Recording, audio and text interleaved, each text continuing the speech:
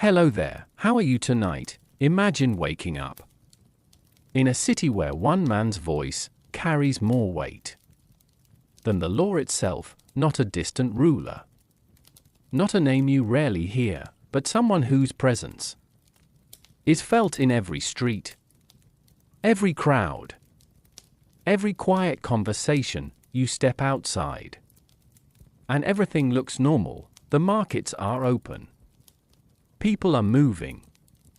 Life continues, but underneath it all, there's a quiet tension, like everyone is careful about what they say and who might be listening, because in this world, power doesn't just exist, it watches. Roman soldiers pass by, their footsteps steady, controlled, a reminder that order is always being enforced, and somewhere not far from where you stand, Julius Caesar is making decisions that could shape your life without you ever knowing, and the strange part is, you don't get to question it. Before we go any deeper into this world, take a moment to gently like the video.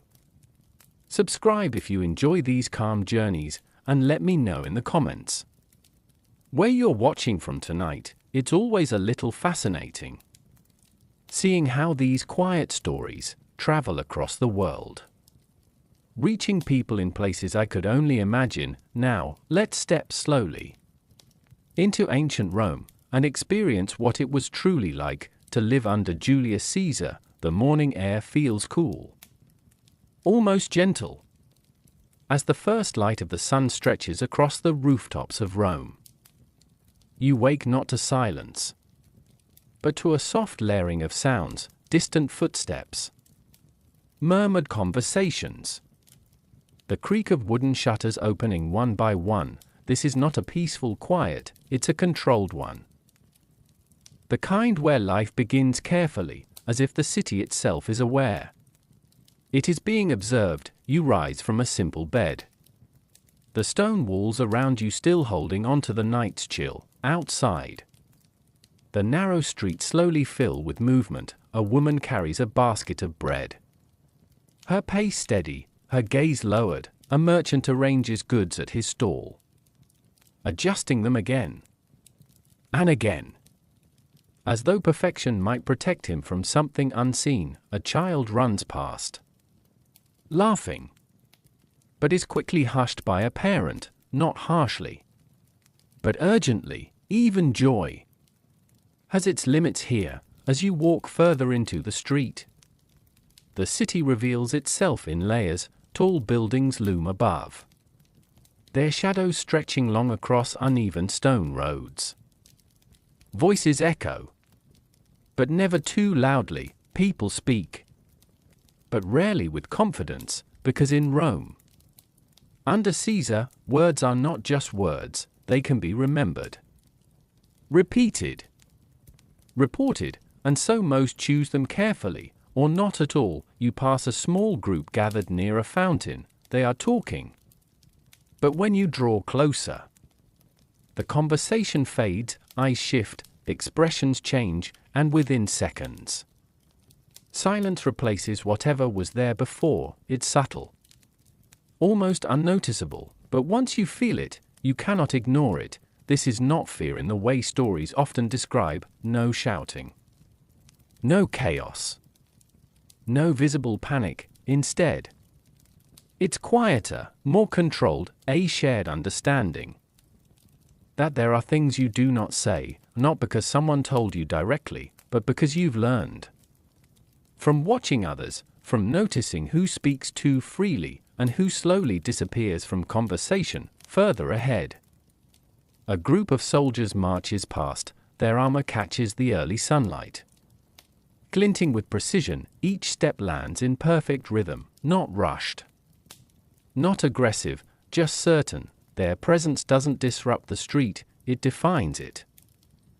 People instinctively move aside, creating space without being asked. No one meets their eyes for long, and yet no one seems surprised either, because this is normal. This is what safety looks like now. Order, structure, control. and behind it all.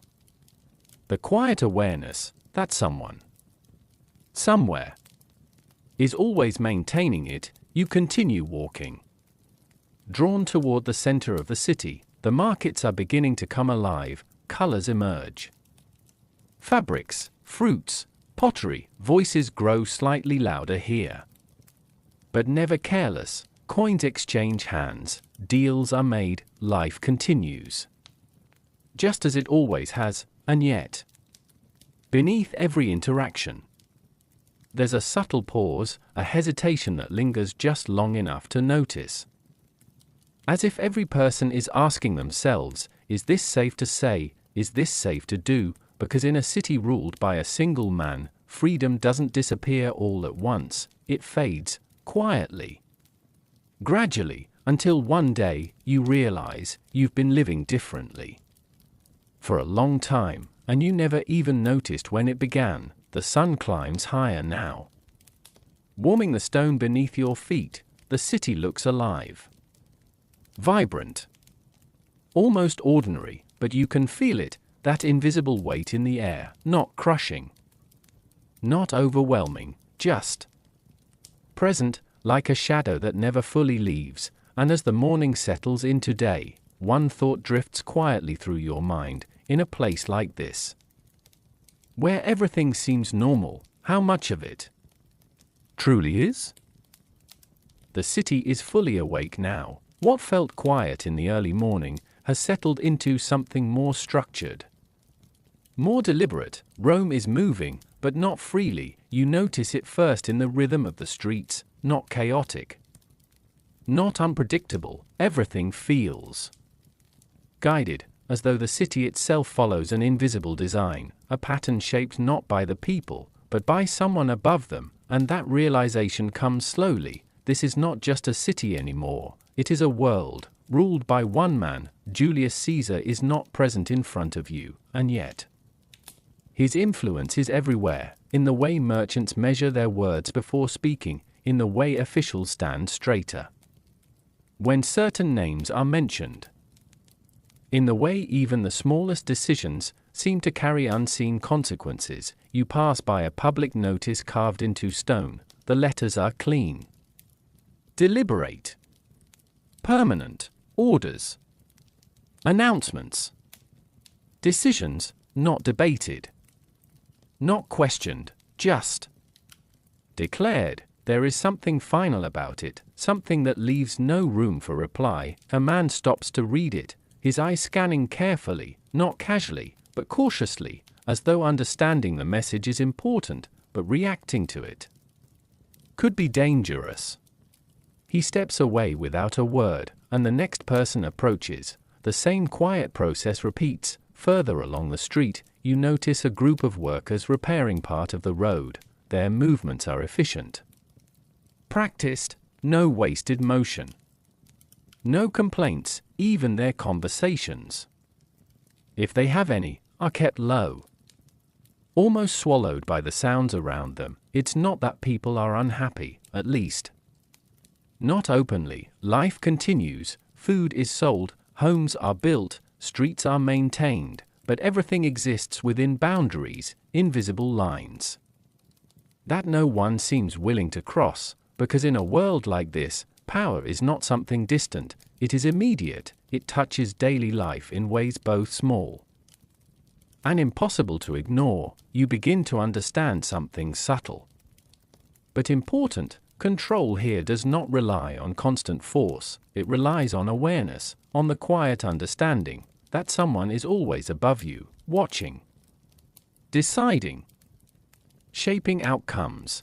even when unseen. As you move deeper into the city, the buildings grow larger, more refined. Columns rise high, casting long shadows across open spaces. This is where decisions are made, not loudly, not publicly, but with precision. Inside these structures, voices speak in measured tones, not out of calmness, but out of necessity, because every word carries weight, and some words carry risk. You pause near the edge of a large courtyard.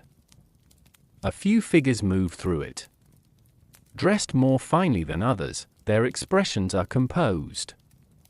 Controlled, but there is something beneath the surface, not fear exactly, something closer to calculation, careful thought, constant awareness, because being closer to power does not mean being free from it. In fact, it may mean the opposite. You watch as one man speaks quietly to another. Their conversation is brief.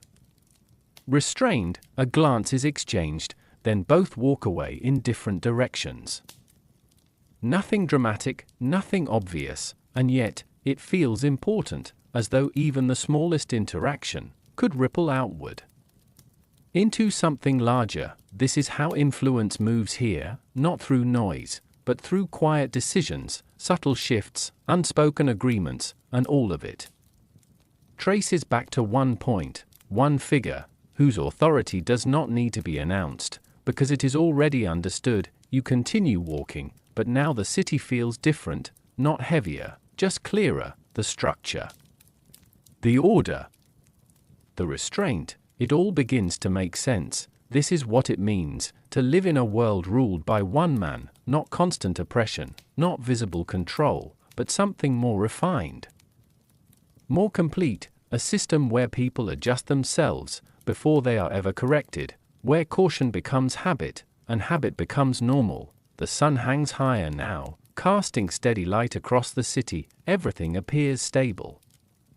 almost peaceful, but beneath that calm surface, there is a quiet realization, settling deeper into your thoughts. If one man can shape a city like this, if his presence can reach into every corner, without him ever being seen, then the question slowly forms, not out of fear, but curiosity. In a world so carefully controlled, what happens when something falls out of control?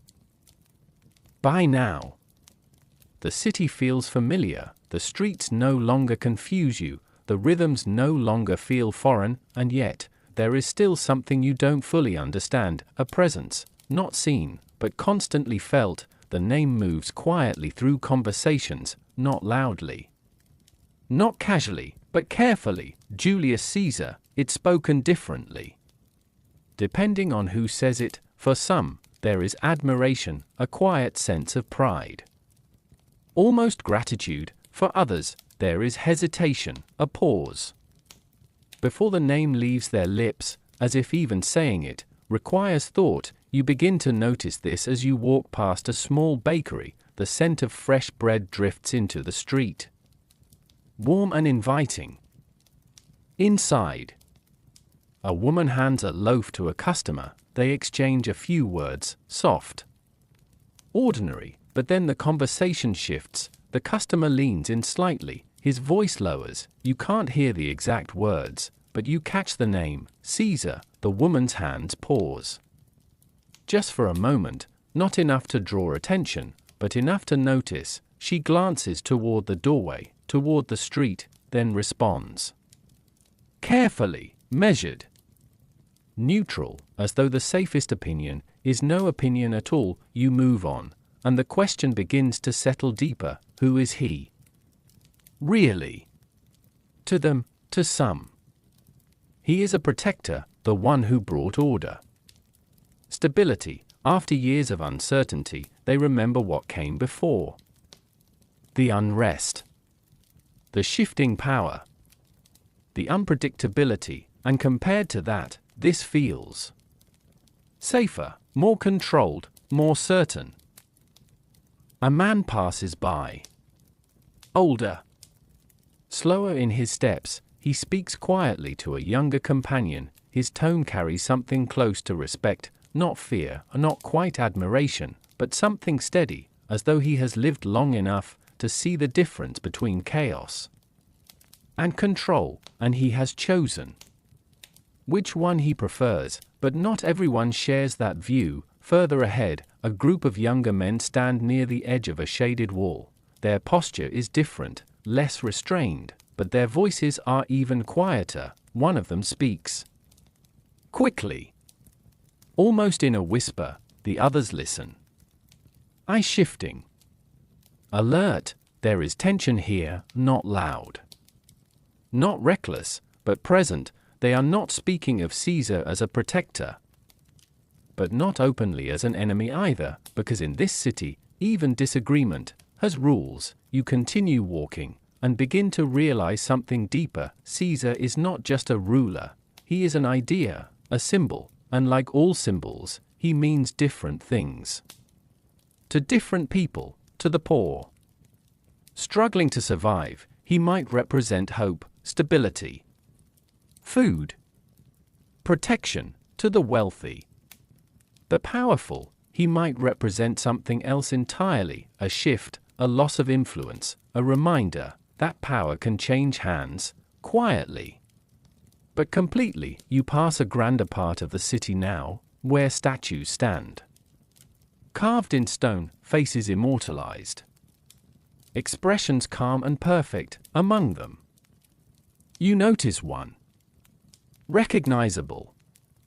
Even if you've never seen it before, the features are deliberate, strong, composed, unchanging. Caesar. People pass by the statue, some glance at it briefly, others don't look at all, but no one lingers too long. There is no open worship, no visible rejection, just acknowledgement, carefully balanced, as if even attention must be measured. You slow your steps, taking in the stillness of the scene, and it becomes clear the man himself is only part of the story. What truly shapes this city is how people feel about him, what they believe, what they fear, what they hope, and those feelings are never spoken fully, only hinted at, only shared in fragments.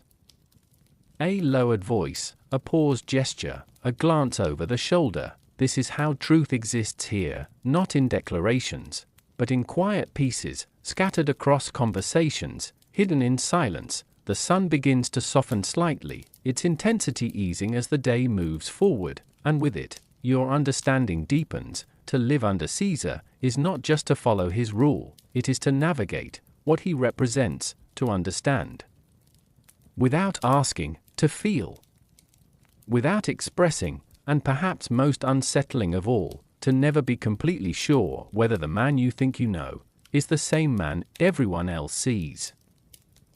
There is something strange about power in this city. The more time you spend here, the more you begin to notice it, not as something you can see or point to, but something you feel, like a presence that moves through everything, quietly, consistently, and yet, when you try to find it, it isn't there, not in a single place, not in a single moment, because here, power does not announce itself, it doesn't need to. Under Julius Caesar, it exists differently, less like a force, and more like an atmosphere. You feel it as you walk past a government building. Tall columns rise upward, casting long, steady shadows across the ground. Guards stand at the entrance, still, composed. They do not speak, they do not move unnecessarily, but their presence alone is enough. No one rushes past them, no one lingers too close. People adjust their pace, their posture, without thinking, without being told. It happens naturally, as if everyone understands where they stand and where they should not. You continue walking, and the feeling follows. It's there in the way doors open and close, in the way people step aside before paths even cross, in the way conversations pause before certain topics are reached. No one explains it, no one needs to, because power here is not enforced loudly, it is understood. Quietly, you pass through a shaded street. The air feels cooler here, heavier somehow. Two men stand near the wall, speaking in low tones. One of them stops mid-sentence, not because someone interrupted, but because someone nearby shifted slightly. That's all it takes, a movement, a presence, and the words disappear, are left unfinished, floating, unspoken. You realize something in that moment. Power here doesn't require action, it doesn't need to respond, because people respond for it, automatically, carefully, almost instinctively. Further ahead, you notice a group of officials moving through the street. Their clothing sets them apart, not extravagant, but precise, structured. People notice them immediately, not with surprise, but with awareness. Space opens around them, conversations soften, the entire street adjusts. without a word being spoken, and yet, none of these men are Caesar. They carry no crown, no visible symbol of absolute rule, and still, their presence changes everything, because they are close to power, and in a world like this, closeness matters. It grants influence, weight, a kind of borrowed authority. You watch as one official pauses, speaking briefly to a merchant. The exchange is calm, controlled, but there is a difference, a subtle imbalance. The merchant listens more than he speaks, nods more than he questions, not out of fear, but out of understanding. He knows where the line is, and he does not cross it, because lines here are not drawn in the open.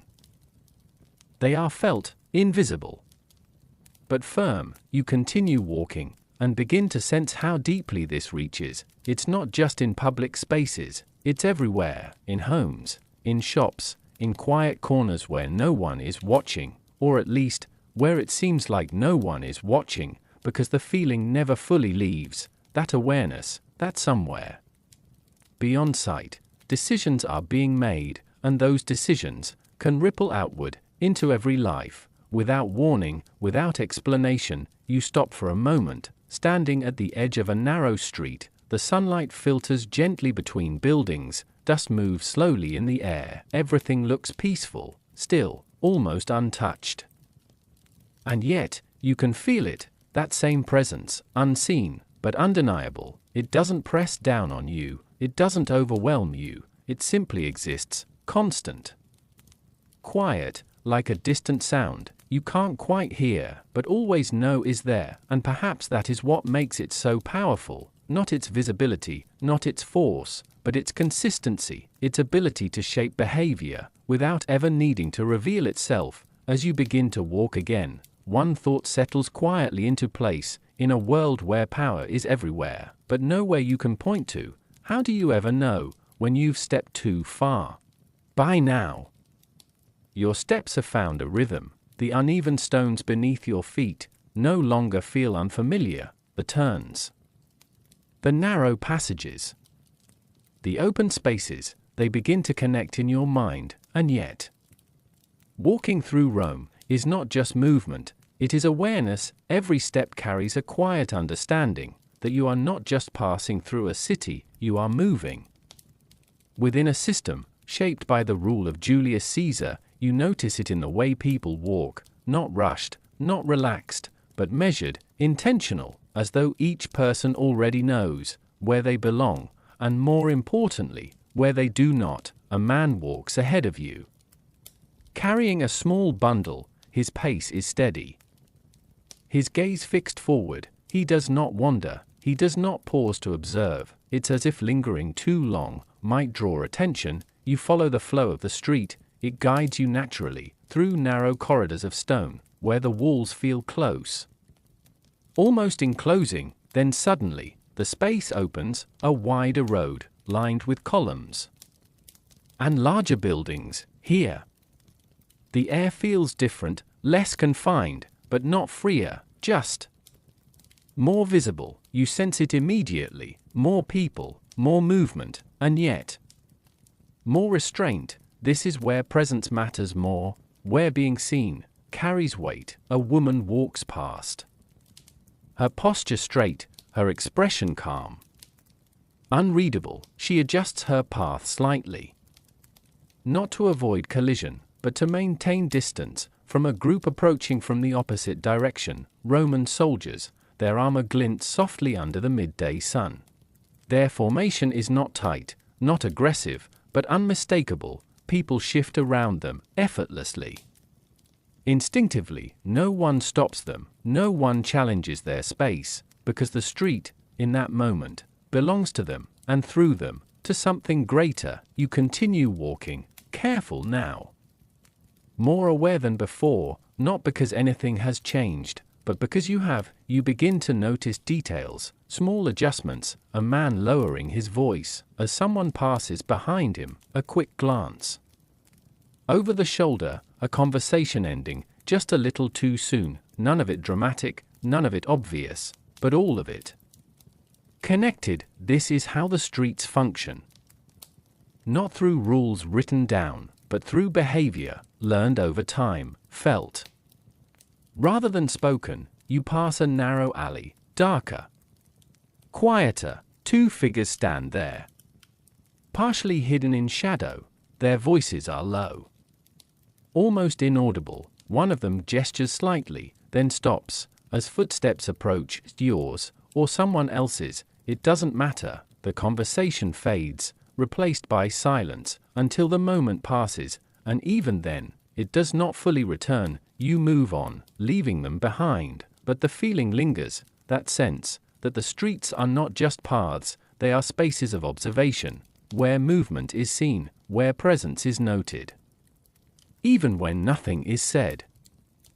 Further ahead, you reach a busier part of the city. The market from earlier has grown louder, but not careless. The sounds rise, then settle, never fully breaking into chaos. Even here, in the busiest place, there is control. Merchants call out, but not too loudly. Buyers respond, but not too boldly. Every interaction feels contained, as if the boundaries of behavior are always just beneath the surface.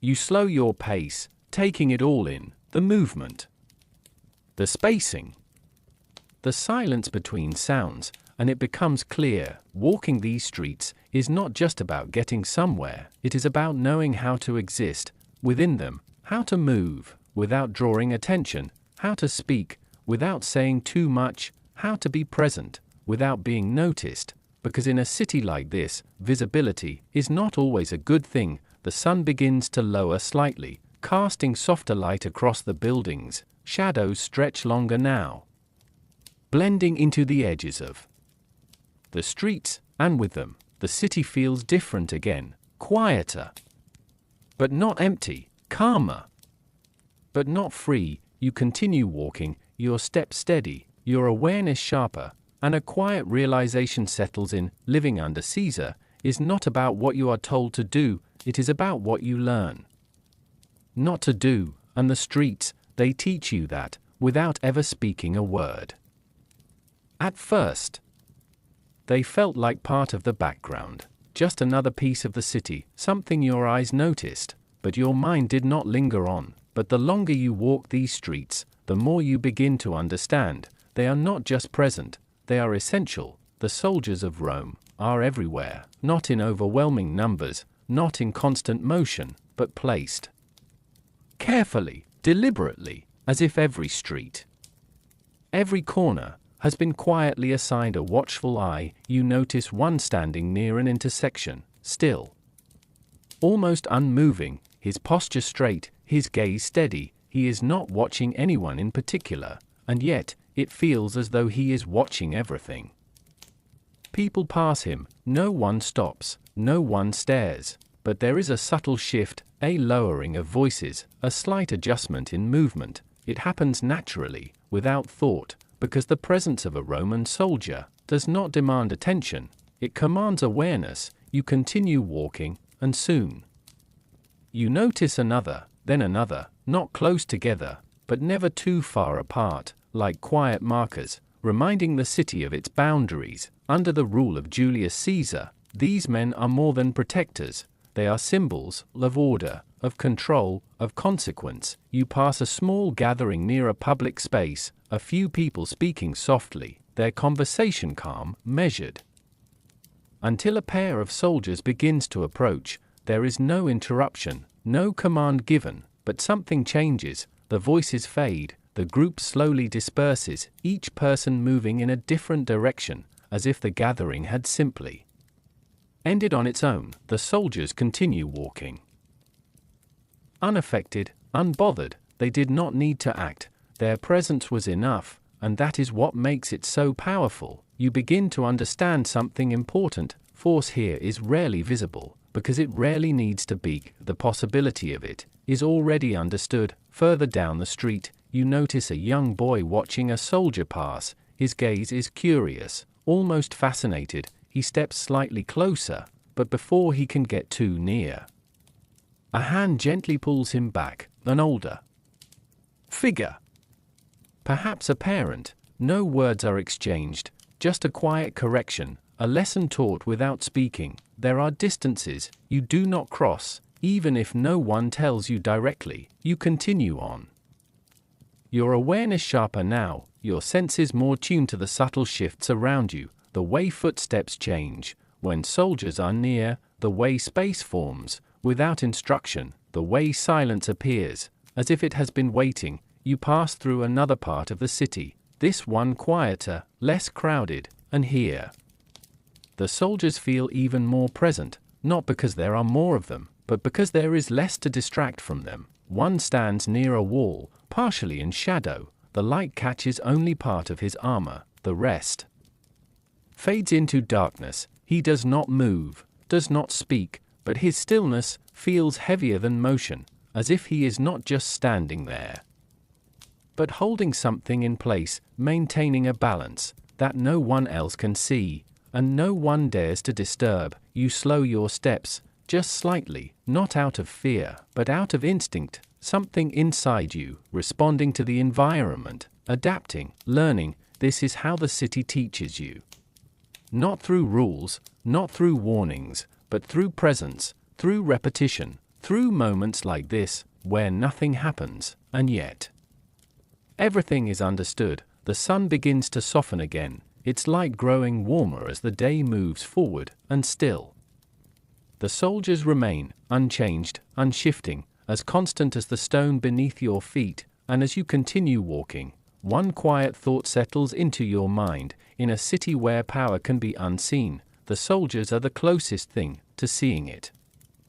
There is a feeling in this city, one that is never spoken directly, and yet it exists in almost every moment. You've sensed it before, in passing glances, in paused conversations, in the way people adjust themselves without being asked. But now, you begin to understand it more clearly. It is not just fear, and it is not simply respect. It is something in between, a quiet balance that shapes everything.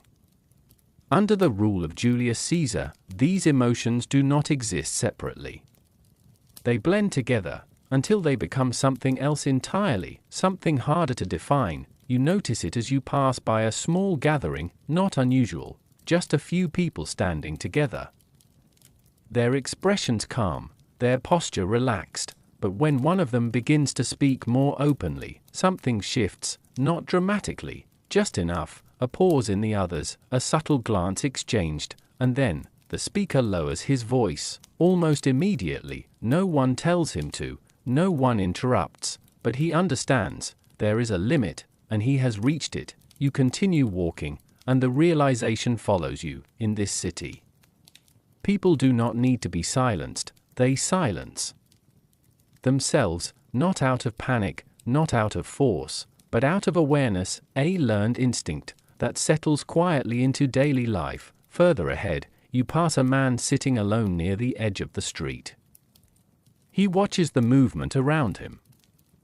Calm, observant, there is no tension in his posture, no visible worry, and yet there is something careful in the way he looks at others, as if measuring, not what they say, but how they say it, because meaning here is not always in the words, it is in the pauses, the tone, the things left unsaid. You begin to notice this everywhere. A woman speaking to a neighbor, her voice gentle, steady, but when a certain topic begins to form, it fades, replaced by something safer, something neutral. A group of men walking together, their conversation light, almost casual, until it isn't, until one word, one idea, brushes too close to something deeper, and then they move on, as if it was never spoken at all. This is how silence works here, not as an absence, but as a presence. It fills the spaces where words could have been. It shapes conversations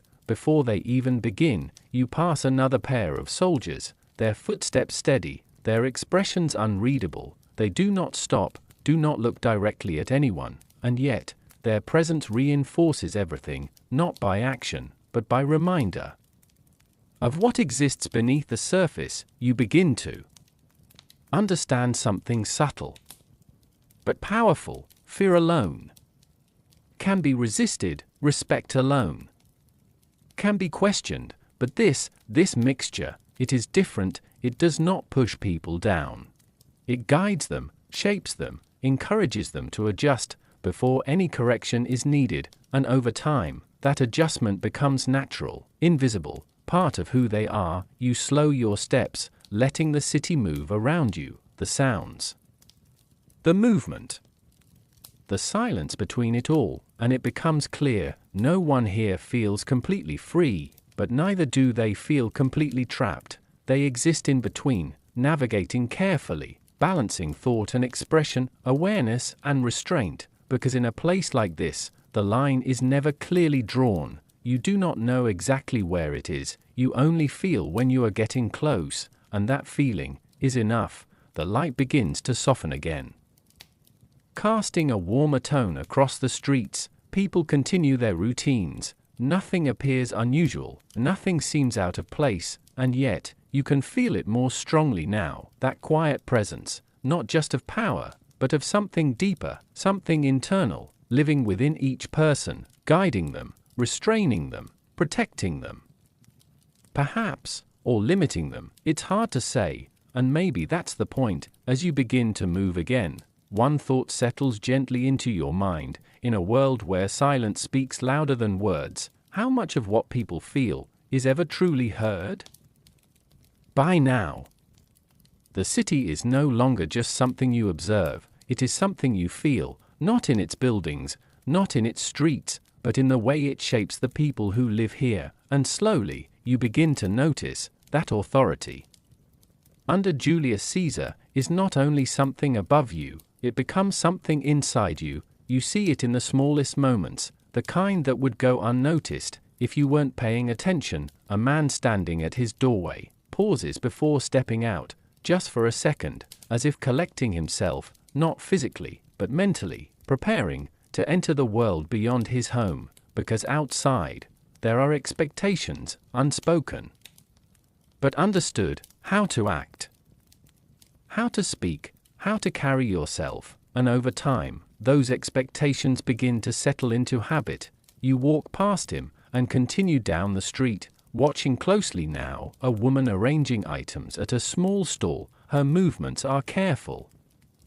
precise, not rushed, not careless. Even something as simple as placing objects feels deliberate, as though every action is being quietly considered, not out of fear, but out of awareness. That awareness is everywhere. It follows people into their work, their conversations, their routines. It becomes part of how they exist. You notice it in posture, the way shoulders are held, the way heads tilt slightly downward, not submissive, but measured, controlled. You begin to understand. This is what prolonged authority does. It does not just shape actions, it shapes behavior, and eventually, it shapes thought. You pass by a small home, the doorway open. Inside, a family sits together, their voices soft, their movements calm. Nothing seems unusual, nothing seems tense, and yet, there is a quiet restraint, even here, in the privacy of their own space, because the line between public and private is not always clear, not in a world like this, where influence reaches further than walls, further than distance. You continue walking. The streets now feel less like pathways, and more like extensions of something larger. A system that moves through everything. Not forcing, but guiding, not demanding, but shaping. A man crosses your path. He hesitates, just slightly, before choosing which direction to go, not because he is lost, but because he is thinking, considering, always aware that choices, even small ones, can carry meaning, and meaning can carry consequence. You realize now, this is what makes the weight of authority so powerful. It does not rely on constant presence, because it no longer needs to be present. People carry it with them, in their thoughts, in their decisions, in the quiet calculations they make. Every day, you notice a craftsman working at a bench, his hand steady, focused. There is skill in what he does. Precision, but also control. No wasted movement, no distraction. Even his work, reflects the structure around him, as if discipline has become second nature, not enforced, but absorbed. The sun begins to shift again, casting softer light across the city, and with it, the atmosphere feels calmer, but not lighter, just settled, as though everything has found its place, including the people within it. You slow your pace, taking in the stillness, the quiet order, the absence of anything out of line, and it becomes clear, this is not a city held together by force, it is held together by adaptation, by people learning, adjusting, becoming what the system requires, without ever being told directly. And perhaps that is the most powerful form of authority, not the kind that controls from above, but the kind that is carried from within. As you continue walking, one final thought drifts gently through your mind.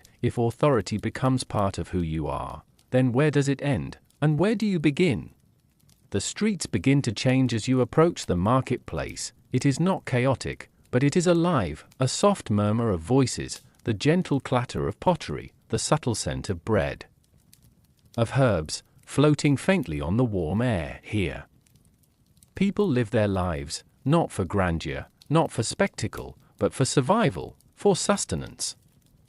For each small victory of the day, stalls line the streets, goods carefully displayed, colors muted, yet inviting. A woman offers figs to a passerby, her movements calm, precise, as if every action has been rehearsed countless times. The buyer, a man with furrowed brows, weighs them in his hand, examines each carefully, calculates silently. This is not haggling with passion, it is a quiet negotiation, each aware of the other's limits, each understanding the subtle rules of survival. You move further. Observing, a merchant sells fabrics, soft folds of wool and linen in muted tones, his hands deftly arranging them for display, his eyes flickering occasionally to the crowd, checking for attention, for potential threats. For customers, nearby, a butcher works at a stall, his motions measured, deliberate, cutting with skill, his knives glinting faintly under the soft daylight, a reminder of the balance between livelihood and necessity and danger. Even the children play nearby, but they are cautious, their laughter softer, careful not to draw attention, yet aware, perhaps instinctively, of the weight that hangs over the city. The market is more than commerce, it is a reflection of life under Julius Caesar, everything measured, everything observed, and everywhere. A subtle understanding that survival is not only physical, but social, emotional, an art of knowing where to act and where to remain silent. A man approaches a stall with coins in hand, his count deliberate, meticulous, not to waste, not to err, because a misstep here, even small, can ripple outward, affecting his day, his reputation, his safety. Nearby, a vendor sells wine, the smell of fermenting grapes mingling with the warm air. Customers nod politely as they receive their share, no loud bargaining, no heated debate, only quiet transactions, the economy of restraint. You watch a woman walk by with a basket of bread, her expression calm, yet her eye scanning, calculating, navigating. The marketplace is both opportunity and risk. Every glance, every gesture, every small movement is noticed, assessed, and understood. Even the sun seems to move with this rhythm, casting soft golden light, illuminating faces, highlighting textures, but never harshly, never sharply. The market exists in this gentle tension, between life and survival, between necessity and discretion, between daily routine and the invisible presence of authority. And in this space, you notice something profound, that life, even under watchful eyes, continues. People adapt, adjust, navigate, and through it all, the city moves, softly, steadily, like a living organism, its heartbeat in the quiet exchanges of daily life. You step back, taking it all in. The market is not merely a place to buy or sell. It is a microcosm, a reflection of how the city functions, how the people survive, how authority shapes existence, and as you continue your walk, you feel the rhythm of the city, the subtle pulse of life under Caesar, quiet, measured, unbroken. The sun lowers slightly, casting longer shadows, bringing warmth to cool tones, and the day continues, with its small triumphs and quiet lessons, and you realize that to survive here, one must understand the balance between presence and discretion, action and restraint, visibility and silence. Here, in the marketplace, the city teaches you what it truly means to live under the careful, unyielding gaze of authority.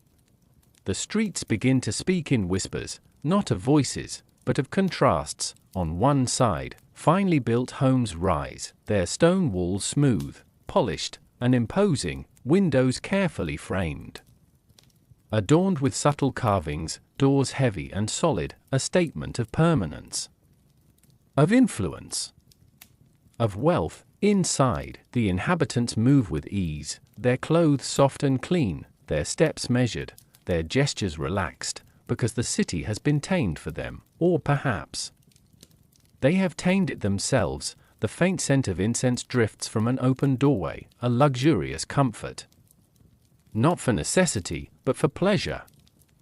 For demonstration, for the quiet assertion of status. Across the street, the scene changes, almost imperceptibly at first, but enough to feel it in your chest. Small, uneven homes, walls patched with rough stone and clay, thatched roofs leaning under the weight of time, doors small, barely enough to enter, their surfaces marked by age and hardship. Inside, families move carefully, their clothes worn but clean enough, their movements deliberate, cautious, every step, every sound measured, because resources are limited, and the city's gaze even more unforgiving. Children play with scraps of cloth or wood, imagination filling what the world cannot provide, their laughter soft, careful, like a melody that doesn't want to attract attention. A woman draws water from a well, her arms steady, though tired, her eyes vigilant, watching for the unseen pressures of life, for the silent expectations that hover even here. Even the air feels different, lighter in the wealthier streets, heavier in the poorer ones, not from wind, not from weather, but from circumstance, from the unspoken divisions that shape every breath. And yet, both sides move in the same city, under the same rule, under the presence of Julius Caesar. The contrast is sharp, but not violent, not yet. The rich carry authority naturally, their influence visible, subtle, pervasive. The poor carry awareness naturally, their adaptation quiet, careful, a skill born of necessity, a resilience cultivated in shadow. You notice the differences in subtle gestures. A rich man leans back as he speaks, relaxed, confident, his words measured, but free. A poor man lowers his gaze, softens his voice, counts his words, each syllable weighed, carefully considered. Even the way food is sold, or shared, tells the story. Bread for those who can afford it easily, for others carefully rationed, scavenged, prepared. And yet, the divide is not only about wealth, it is about visibility, about control, about knowing one's place and living within it. You continue your walk through the contrasting streets, feeling the quiet tension, the subtle hierarchy, the invisible currents of power flowing through the city. The sunlight shifts, casting long shadows over both worlds, and you notice the shadows themselves seem to draw the lines between comfort and necessity, between privilege and vigilance. A quiet realization settles that life under Caesar is not only about survival, or obedience, or adaptation, it is also about balance, understanding the limits of where you belong, and moving carefully within them. And as you walk, you feel it, the weight of contrast, of disparity, of quiet endurance. Here, the city teaches lessons in subtlety, in observation, in the silent ways that power manifests. And in this space, You understand that the divide between rich and poor is not always shouted, sometimes it is just felt. The city moves with layers, like sediment in water, each layer carrying weight. History. Expectation. At the top, there is privilege, wealth, influence.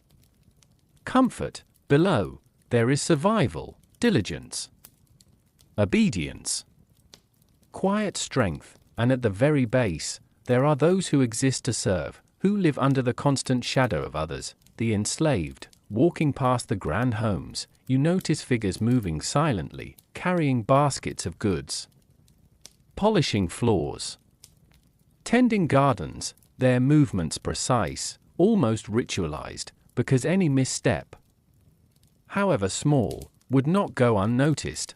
They are skilled, efficient, resilient, not out of freedom, but out of necessity, a careful choreography learned over time. A young woman carries water up stone steps, her back straight, her eyes lowered. She pauses only briefly, not for rest, but to ensure balance, to avoid spilling, to avoid drawing attention. Nearby, a man tends a fire, stoking it carefully, watching the flames dance, not too high, not too low, because even the smallest failure could disrupt the day and disrupt the household above. Yet despite this weight, there is humanity, even in submission, small glances exchanged between the enslaved, soft whispers in hidden corners, a shared joke, a quiet smile, fleeting, fragile, but alive. The hierarchy is clear, every gesture, every bow, every word exists within a carefully maintained order. A nobleman steps outside, robes flowing, sandals soft on stone. He barely glances at the world below, his presence alone reminding those around him of where power resides and where it does not. Even the market reflects these layers, the poor negotiating for survival, the enslaved carrying, serving, enduring, the wealthy moving through the same spaces, unconcerned, unbothered, protected. You watch a group of enslaved men carrying heavy crates, their muscles taut, sweat glistening in the soft sunlight, yet their faces reveal focus, endurance, an unspoken resilience. Their labor sustains the city, yet their freedom does not exist within it, and it is not just labor, it is hierarchy itself, a structure so ingrained that even those who are free must navigate its layers carefully, understand their place, adjust their behavior.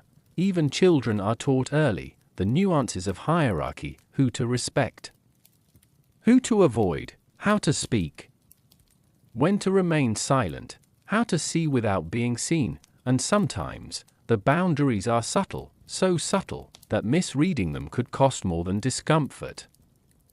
The sun casts a muted glow over the city, highlighting faces, gestures, architecture, every layer visible, yet integrated, a complex, living network of roles, each dependent on the other, each carefully balanced. You walk past a fountain where enslaved children fetch water, their motions careful, attentive, their eyes brief glimpses of curiosity, small sparks of personality, hidden beneath duty, and it becomes clear, this hierarchy, this structure, is more than rules, more than punishment. It is an invisible force, shaping every thought, every decision, every motion. Here, life is measured, not by desire, but by duty, not by freedom, but by adherence. And yet, even within the confines of service, there is resilience, small acts of defiance,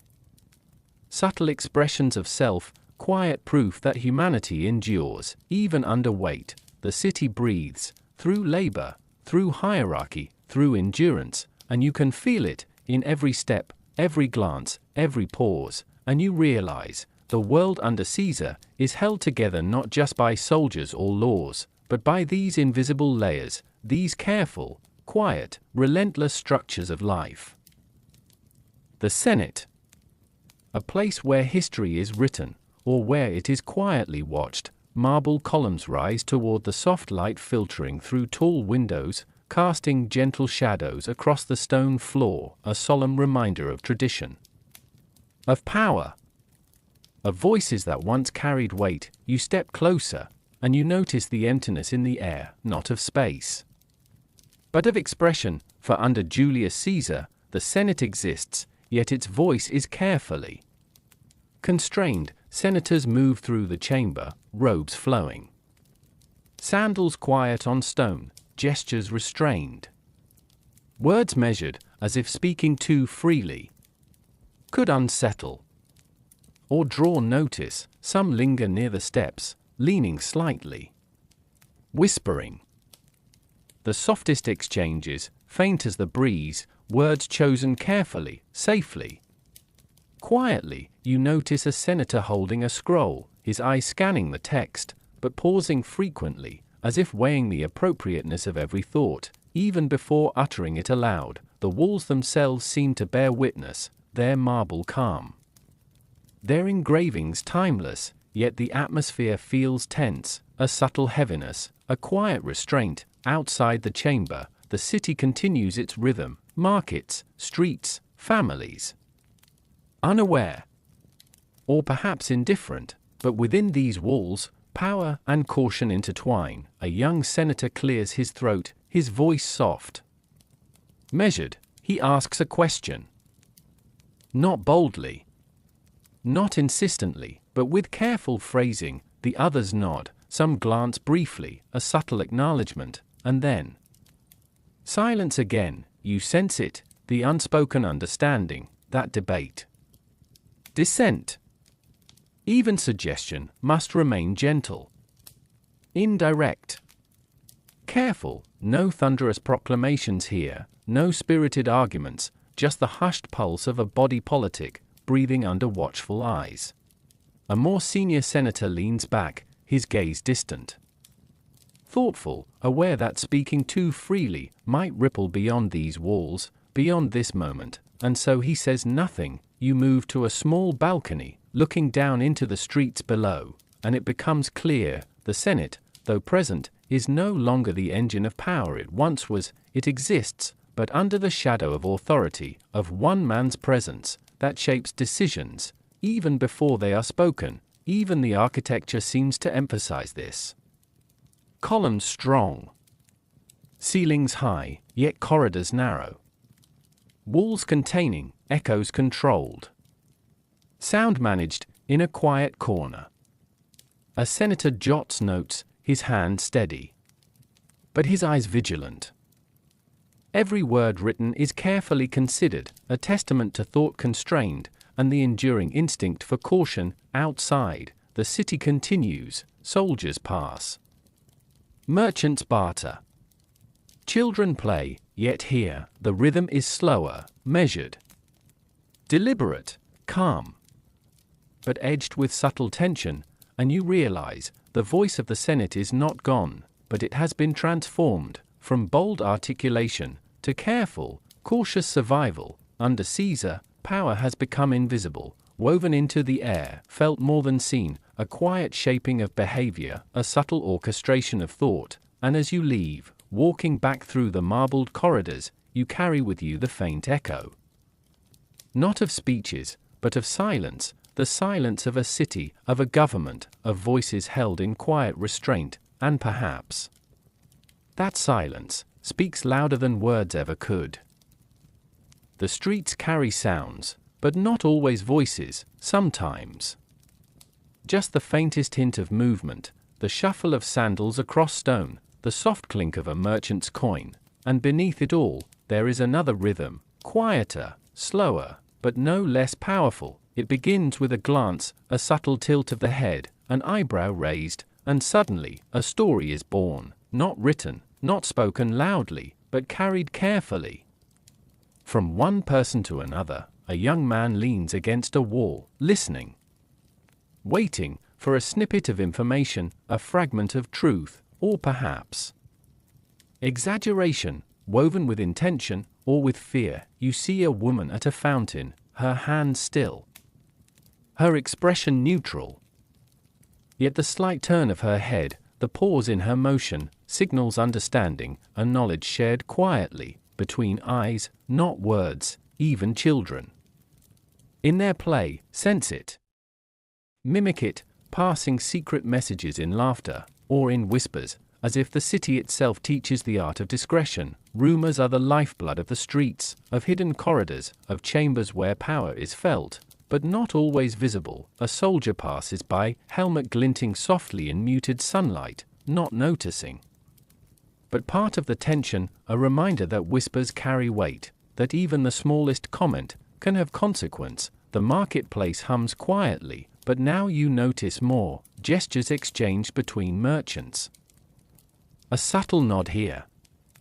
A brief smile there, an unspoken agreement, a story passed along carefully, like fire in dry grass, small, contained, yet potentially consuming. Inside a home, a family discusses the news, but the conversation is measured, each sentence deliberate, each thought weighed, because one never knows who might be listening, or what is already known. And everywhere you walk, you feel the tension, like the faint vibration of a bowstring, taut, ready, but not yet released. The city under Caesar is alive with subtle intrigue, and those who navigate it successfully do so with quiet observation, with patience, with the ability to speak softly and act gently. A man pauses at a corner, listening, then walks on, carrying a fragment, a whisper, perhaps shaping the next action, the next decision, in ways unseen. Even the architecture seems to echo this tension. Narrow alleys, shadowed corners, open courtyards with hidden recesses, all allowing sound to travel, all allowing movement, all offering places for whispers to settle. And in this quiet, you understand that the city is alive, not with chaos, but with potential. Every rumor, every whisper, every careful word is a thread woven into the tapestry of control, of survival, of understanding one's place here. Power is never far, even when unseen, and those who speak must do so with care, even in the gentlest tones. The sun tilts softly toward evening, casting longer shadows, softening the muted colors of streets and walls, yet leaving the tension, like a shadow you cannot shake. And as you leave the market, the fountain, the alleyways, you feel the city breathe, its pulse measured. Quiet, restrained, and yet alive. Rumors, whispers, and tension are not chaos, they are the city's veins, carrying the lifeblood of survival, under the gaze of authority. And as you walk, you cannot help but wonder which whispers are true, and which are carefully crafted to keep everyone just slightly off balance.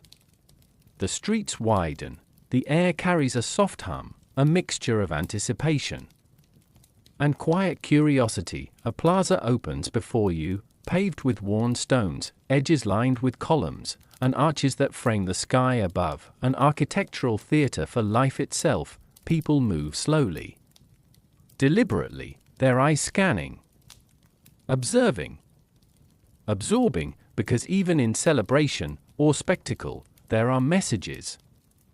Hidden, subtle, profound. A procession begins, figures in robes of muted color advance, carrying banners. Symbols of power, not bright and garish, but dignified. Restrained, their meaning understood by those who know. The crowd reacts quietly, heads nodding, whispers passing like shadows. Gestures interpreted, intentions deduced, messages carried without a word. Even the placement of individuals matters, a senator slightly ahead, a soldier to the side, a musician paused just so, each arrangement deliberate, each posture a message, not to all, but to some. Children watch, eyes wide with wonder, not fully understanding, but sensing the rhythm of order, the subtle shaping of thought, and the quiet control beneath the spectacle. A speaker steps forward, her voice soft, measured, every word carefully chosen, not to inflame, not to entertain, but to convey meaning. Restrained, yet precise, like a whisper that resonates. The marketplace nearby hums quietly, but here, in the plaza, the city itself becomes a message, an orchestrated display of authority and intention. Even the architecture plays its part, arches and columns guiding the eye, the statues positioned to signal reverence, and every shadow, every light, considered. Deliberate, you notice subtle nods among the crowd, a slight shift in posture. A glance exchanged, these are messages, coded in observation, understood by those who know the patterns. A musician strikes a gentle note, not loud, not overwhelming, yet it echoes. Soft, measured, marking the pace of the event, the reminder of order, of rhythm, of hierarchy. The sun casts a golden glow over the plaza, illuminating stone, fabric, faces, muted and gentle, yet revealing contrasts, subtle tensions, subtle alliances. And in this calm spectacle, you realize that public events are never merely entertainment, nor simply ritual. They are the language of power, spoken through gestures, placement, and observation. A figure in the crowd pauses, and you sense the weight of understanding. Not everyone sees it, but some do, and for them, the world is richer and more dangerous. All at once, even as the event concludes, and people disperse, the hidden messages linger, in gestures remembered, in glances recalled, in the soft understanding that the city has communicated, and you understand. Life under Caesar is not just lived, it is observed, interpreted, and shaped, through subtle cues, quiet spectacles, and the unspoken language of authority. The city breathes, through these moments, and in their quiet rhythm, you feel both the weight of order, and the gentle pulse of human connection. Here, in public and in silence, messages travel, and understanding becomes survival. The city feels different here, quieter, heavier, as if the air itself carries warnings, and the stone streets remember every choice made. Loyalty is currency, not written, not stamped on coin, but demonstrated.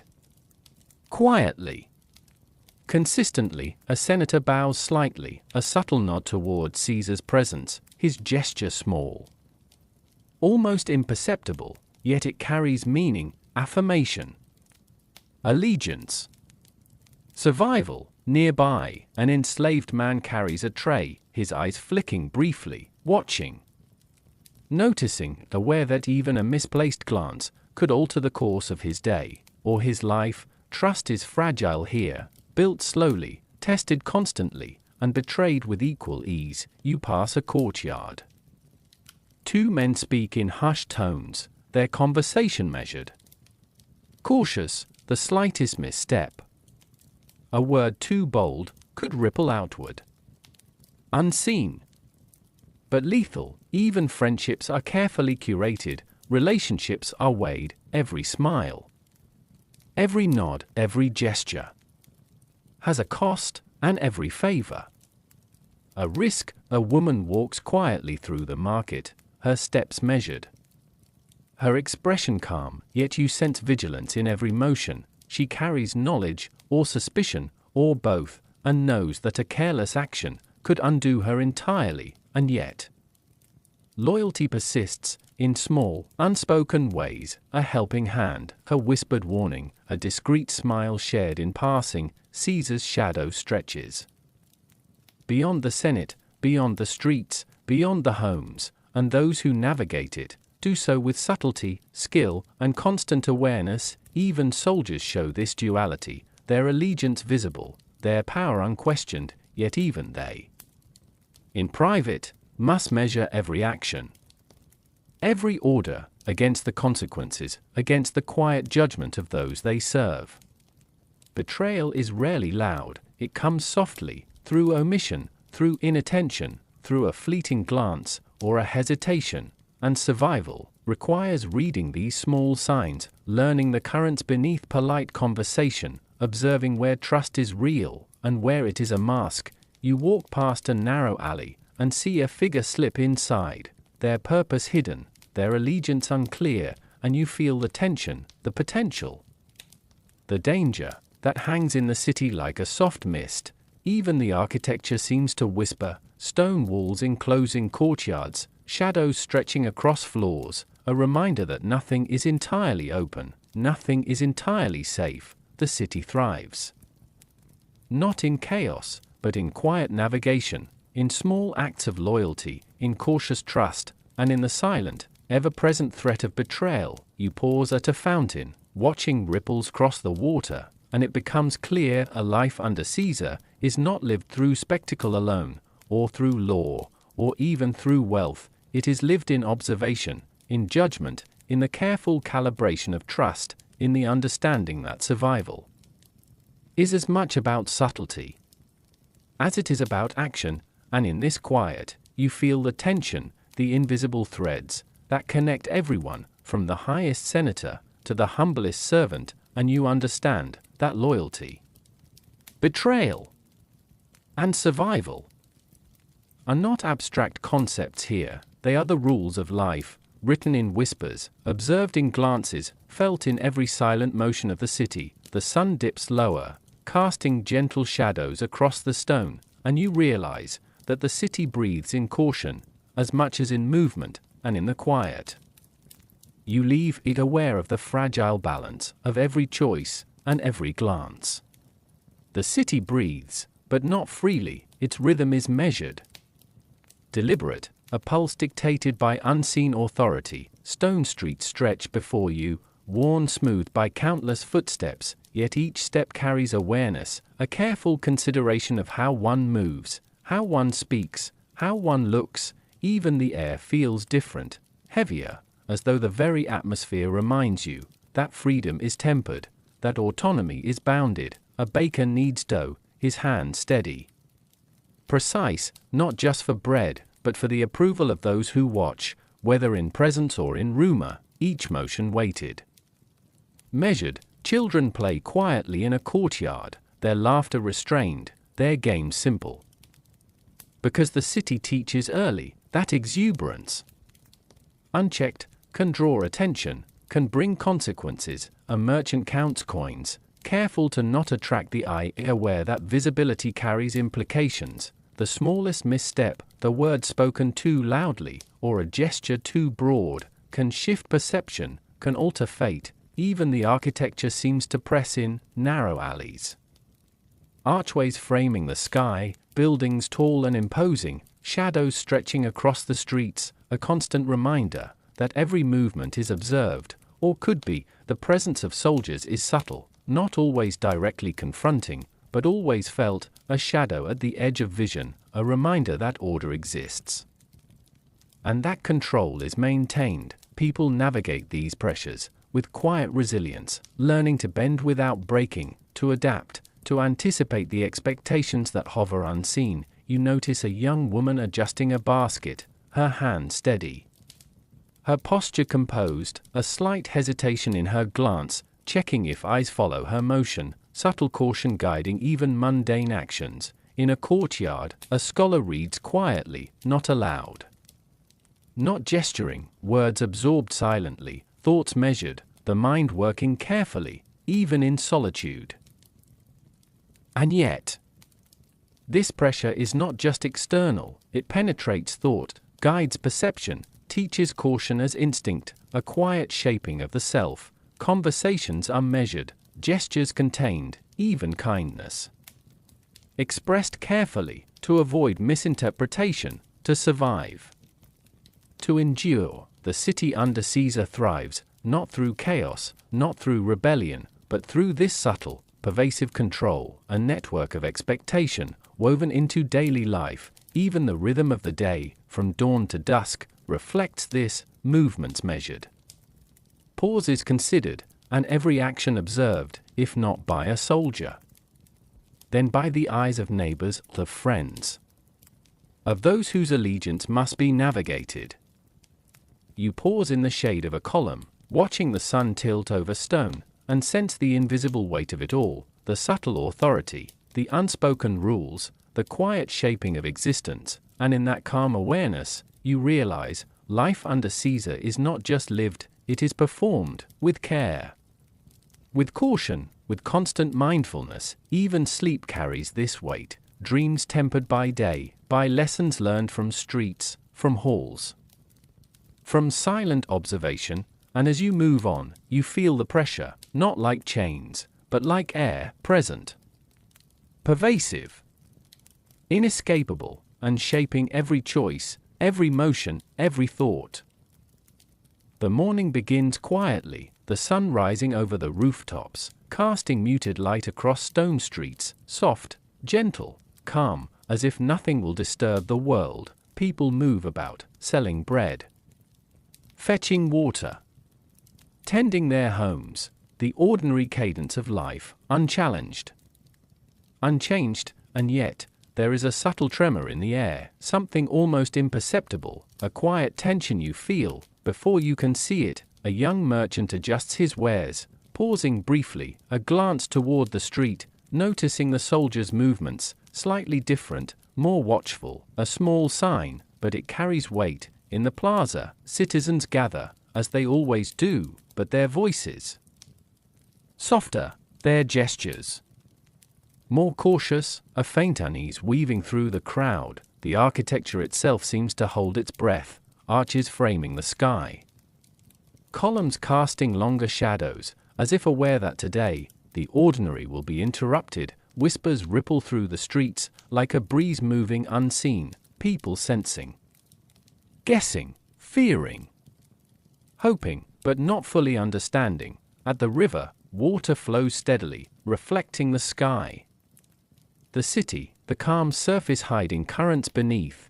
Just as the city hides its tension beneath everyday life, a nobleman exits his home, robes flowing gently in the wind, his expression neutral, but his eyes sharp, observing, aware that today, something unseen, something immense, is beginning to unfold. Even the enslaved move with a subtle awareness, their labor performed with precision, their heads turning slightly more often, their steps measured, a shared instinct sensing change. The sun climbs higher, and the streets remain calm, yet the weight of anticipation is present, like a shadow at the edge of vision, felt more than seen. Conversations are subdued, gestures careful.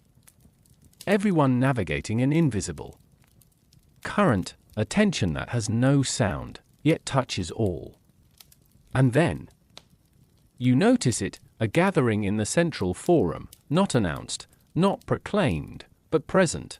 People drawn like moths to a faint light, a single figure moves among them, silent, composed, yet commanding attention. His presence alone shifts the space, unseen, yet undeniable. You cannot yet understand the magnitude of what is coming, only that the city, the people, and even the architecture have begun to adjust to a day that will be remembered, not for spectacle, but for its quiet, irreversible change. Shadows lengthen, the sun tilts, and a hush falls over stone and crowd alike, a pause. A collective inhalation, a moment pregnant with possibility, and in this stillness, you feel it, the city teeters, on the brink of transformation, the ordinary giving way to the extraordinary. The day has begun, the currents have shifted, and nothing will ever feel the same again. Even in this calm, you sense the tension, the unspoken understanding that life, under Caesar, is about to pivot toward something monumental. And though the streets remain filled with motion, and the sun continues to rise, everything is different, even if you cannot yet name it. The Senate feels different today, not just quiet, but heavy, as if the walls themselves hold their breath. Marble columns rise, bathed in muted light, shadows stretching across the floor, soft and diffused, but carrying an undercurrent of tension. Senators move with deliberate calm, their robes brushing the stone silently, gestures controlled, faces neutral, but beneath the stillness, a complex rhythm of fear, ambition, and expectation pulses quietly. Caesar enters, his presence undeniable, his steps measured, and the air seems to shift around him. Gentle warmth from the torches reflects softly on his robes, the subtle glow casting shadows across attentive faces. No one speaks immediately, but the unspoken awareness fills the room, every eye tracking him, every mind weighing loyalty and survival, every thought careful. Deliberate, a senator clears his throat, not loudly, just enough to draw the eye, and a few subtle nods pass among the others, silent signals, the hidden choreography of allegiance and intent. The moment stretches, slowly, a breath held by the city itself, the air thick with anticipation, a tension invisible yet palpable. Then, quietly, almost imperceptibly, the motion begins, not loud, not sudden, but deliberate, each step, each hand, each angle. Measured with precision, the act itself, brief, almost elegant in its efficiency, yet the weight of it monumental, ripples through the marble chamber, through the minds of witnesses, through the pulse of the city. Even as the deed unfolds, the air remains calm, not because the danger is gone, but because the city, the people, have learned to contain chaos, to absorb it, to survive it silently. Caesar falls, and for a heartbeat, everything is still, then subtle movements ripple outward, hands adjusting robes, eyes shifting, the city absorbing the shock. Internalizing the change, a quiet gasp escapes from the shadows, soft, fleeting, then silence returns, not empty, but loaded. Reflective. Tense, even the architecture seems to mourn, columns standing firm.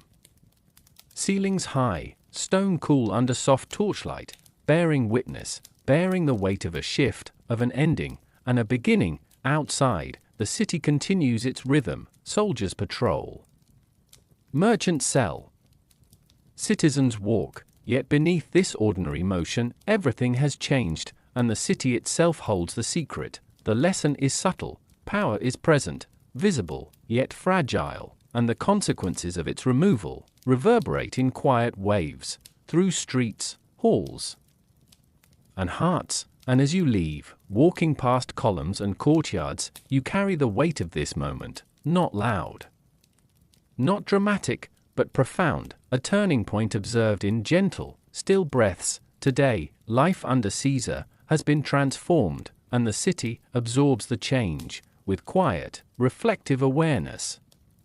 The city moves, but with hesitation, every footstep measured, every glance cautious, as if the streets themselves are holding their breath. Shadows stretch across the marble, columns stand firm, yet the halls that once carried confidence, now carry whispers. Murmurs, a subtle tremor of unease, merchants prepare their wares, but pause, checking the street, wondering, waiting, for what may come next. A soldier adjusts his helmet, pausing at the corner, eyes scanning, measuring, aware that order, though present, is suddenly fragile, its certainty diminished. In homes, families speak quietly, conversations hesitant, laughter restrained, a collective awareness that the world has shifted, and tomorrow may not resemble today. Even the river seems different, flowing as always, but reflecting the muted sky, a soft, uncertain light, carrying the weight of a city in transition. The forum, once vibrant with routine, feels hollow. Subdued, citizens move through its arches with care, their motions deliberate, as if even the act of walking carries consequence. Messages travel slowly, through glances, gestures, through silent observation, the unspoken understanding that every action now could ripple unpredictably. Nobles whisper among themselves, their faces neutral, but eyes sharp, calculating, weighing allegiances, considering opportunity and danger in equal measure. Even children sense it, their games quieter, their laughter tempered, as if the city has imparted a lesson, that life is fragile, uncertainty is fleeting. A single figure moves through a narrow alley, head lowered, observing shadows, each step cautious, aware, carrying the silent knowledge that the balance of power has shifted, and survival depends on perception. The sun tilts toward evening, softening the muted colors of stone and earth, casting gentle shadows, reminding all that time continues, even when certainty does not. Rumors now carry new weight, every whispered word examined, every gesture interpreted, not for loyalty, but but for understanding, for survival, for the next move in a city adrift, and yet. Despite the tension, life persists, citizens still buy, sell, and move, children still play, the river continues to flow, softly. Unhurried. Unbroken, the city breathes, careful. Reflective.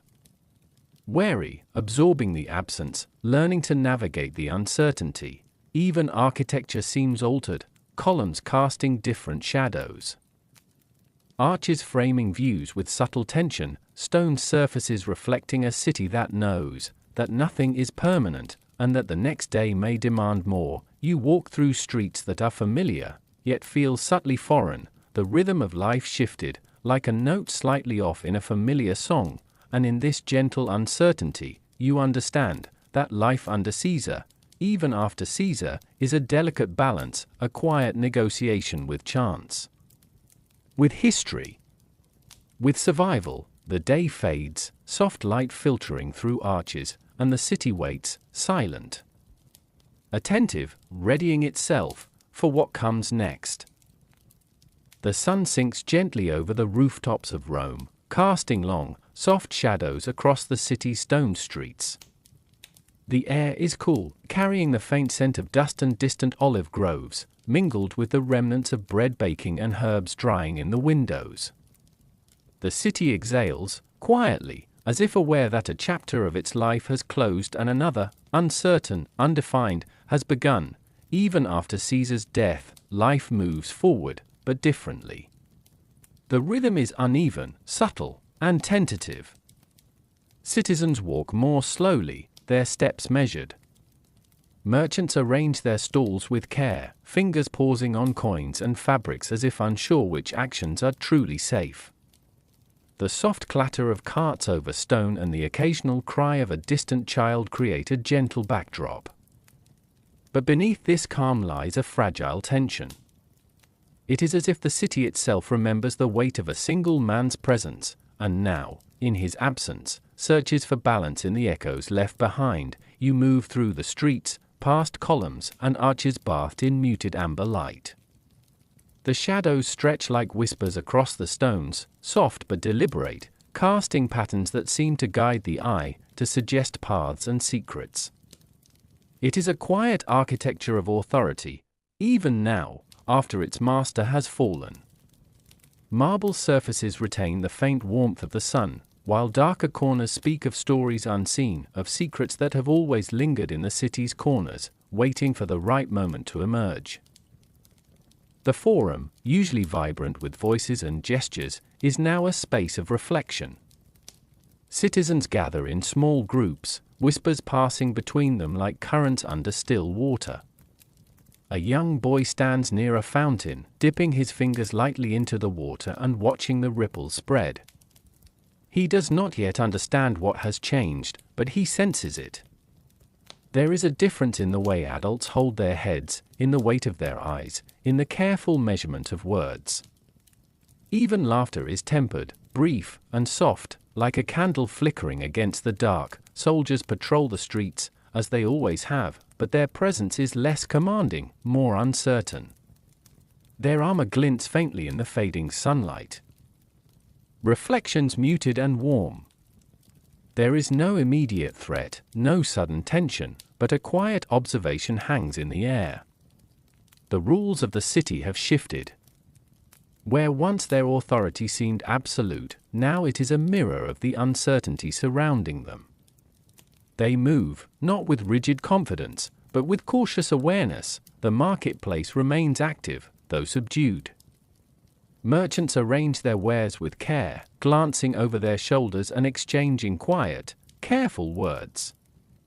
The aromas of baked bread, dried herbs, and faintly fermented wine mingle in the soft evening air. Citizens select goods with gentle deliberation, not out of fear, but out of recognition that life is now more delicate. Every interaction is layered, carrying subtle meanings and the potential for unseen consequences. Even in the most ordinary transactions, there is a silent negotiation, a soft dance of survival in a city that is adjusting to a new reality. At the river's edge, the water glistens faintly under the last rays of sunlight. Ripples form where children skim stones across the surface, breaking reflections into delicate fragments.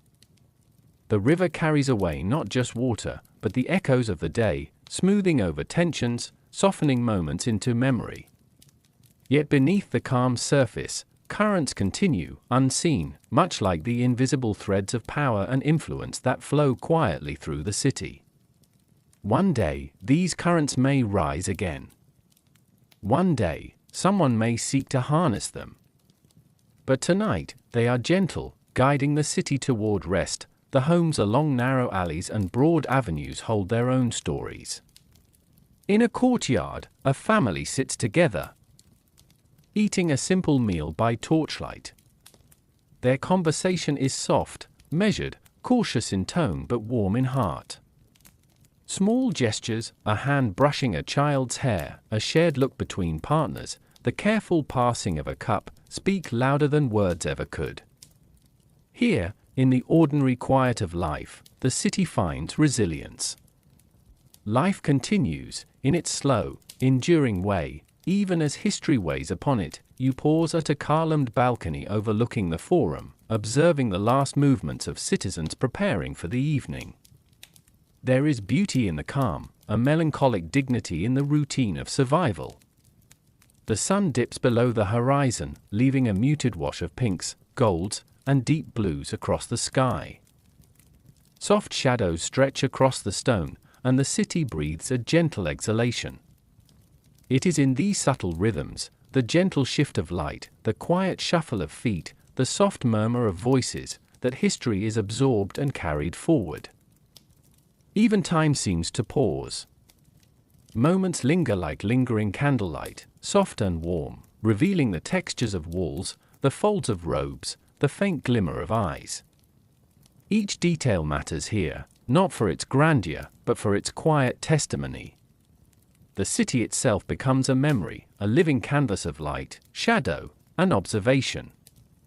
It is a place where every stone, every arch, every ripple in a fountain holds the whisper of lives lived under the weight of power, and the resilience found in its absence. The night deepens. Torches flicker along the streets, casting gentle, dancing shadows. The soft coo of owls from distant olive groves blends with the distant lap of river water, and the city settles into its nocturnal rhythm.